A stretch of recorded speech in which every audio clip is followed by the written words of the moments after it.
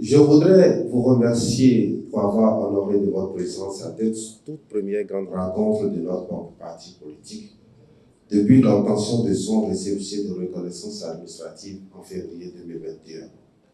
Après 3 ans de bataille avec les administrations centrales, déconcentrées, judiciaires et locales. Le premier congrès, moment important dans le fonctionnement de notre jeune formation politique, l'ANFN, se tient aujourd'hui dans un contexte difficile, mais ouvrant des enjeux véritables et des défis pour tous les partis politiques communs.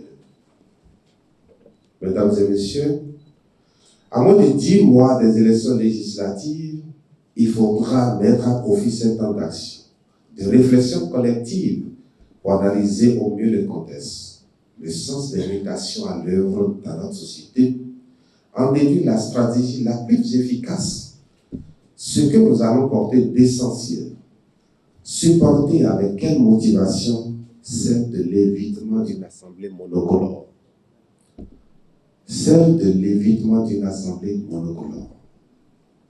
Militantes et militants de la nouvelle force nationale, mesdames et messieurs, le thème central des présentes assises s'articule la justice autour du renouvellement de la classe politique.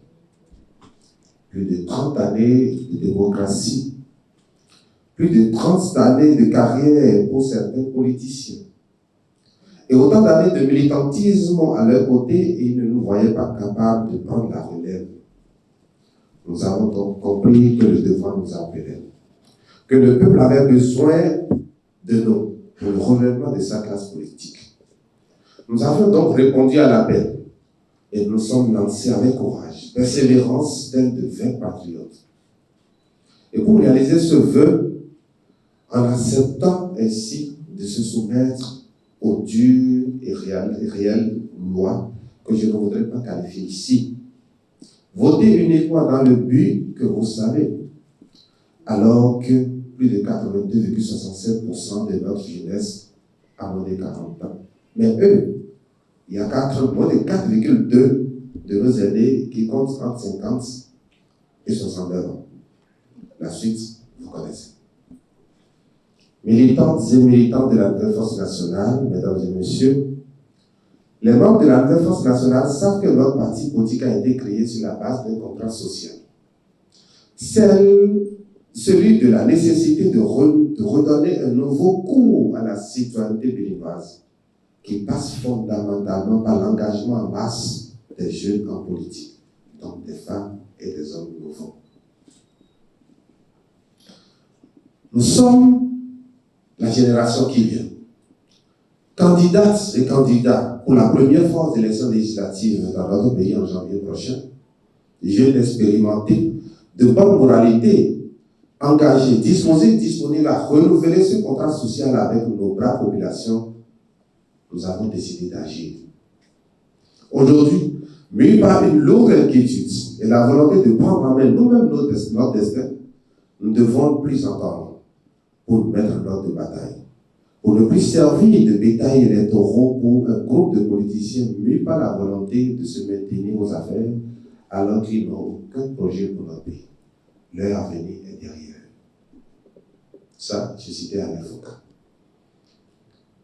Les grands défis qui nous préoccupent furent mis à l'éteignoir au profit de petites actions juste pour nous distraire. Face aux enjeux impératifs de notre temps et de notre génération, les prochaines élections législatives doivent être l'heure des choix. Quel type de député voudrions-nous envoyer à l'Assemblée nationale pour légiférer sur notre vivre ensemble? Comment renouveler les pratiques politiques et politiciennes? Quel levier pour créer des solidarités efficaces face aux changements indispensables de notre modèle démocratique?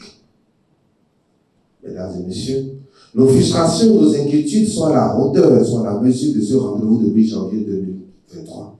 Il se fait que c'est la date de mon anniversaire. Elles sont aussi celles des milliers des électeurs que nous rencontrons sur le terrain et dans nos circonscriptions. Nous sommes désormais déterminés à nous faire entendre lors des ultimes étapes qui sont les élections prochaines en janvier.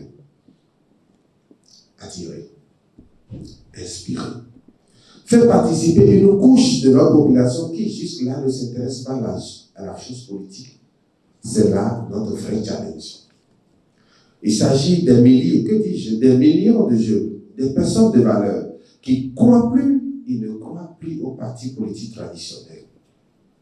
Ils ne croient plus aux partis, aux politiciens carriéristes.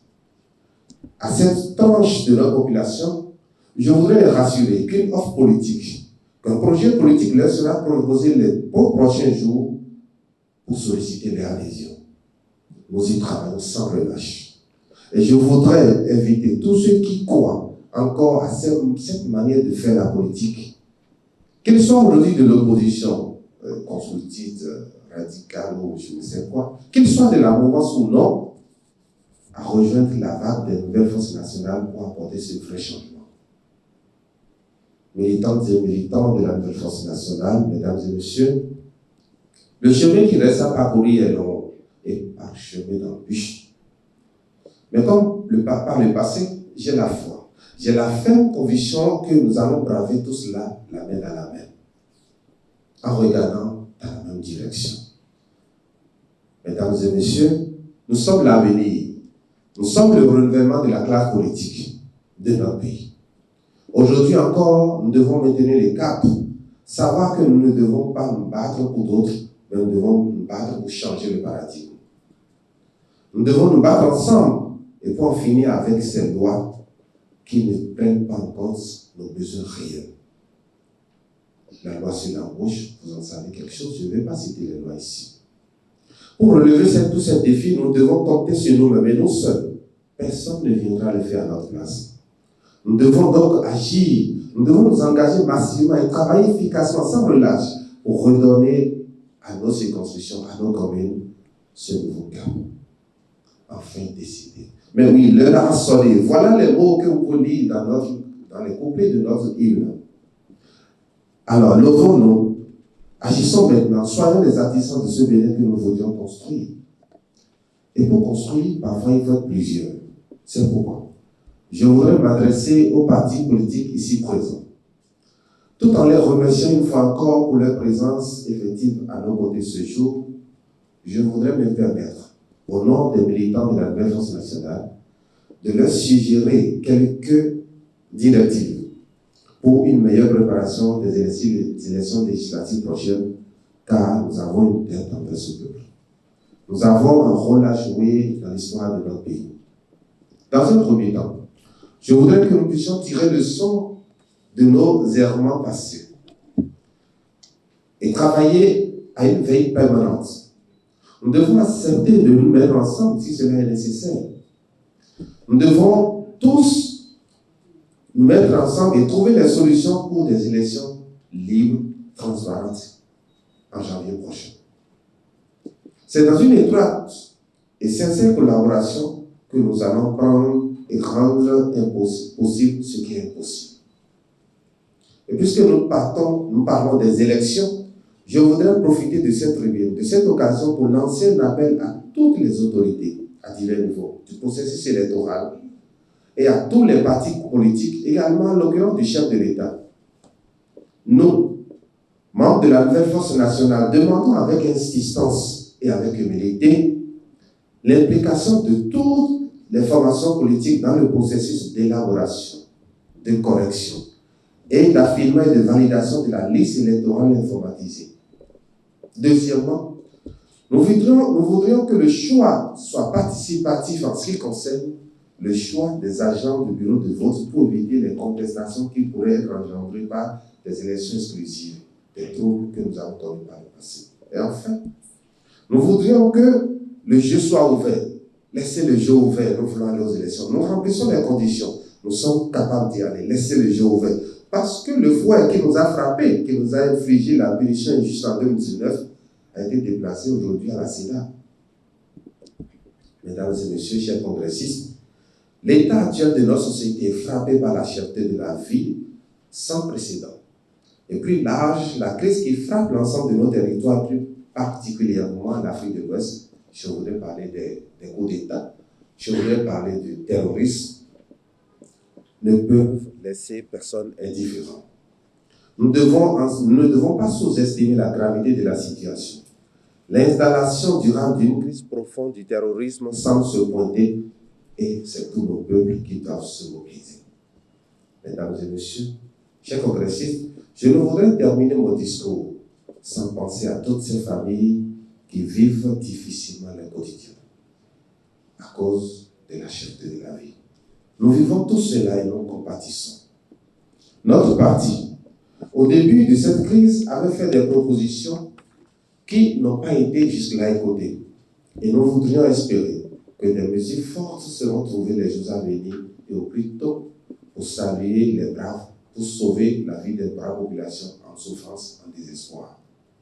Et je voudrais finir mon propos pour saluer la mémoire de nos soldats tombés au front dans la lutte contre le terrorisme.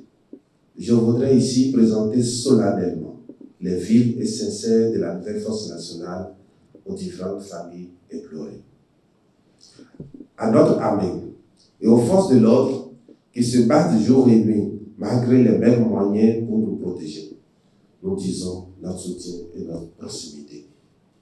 Et c'est sur ces mots que je voulais déclarer, ces mots d'espoir, ouvert le premier congrès extraordinaire de notre parti politique, la Nouvelle Force Nationale.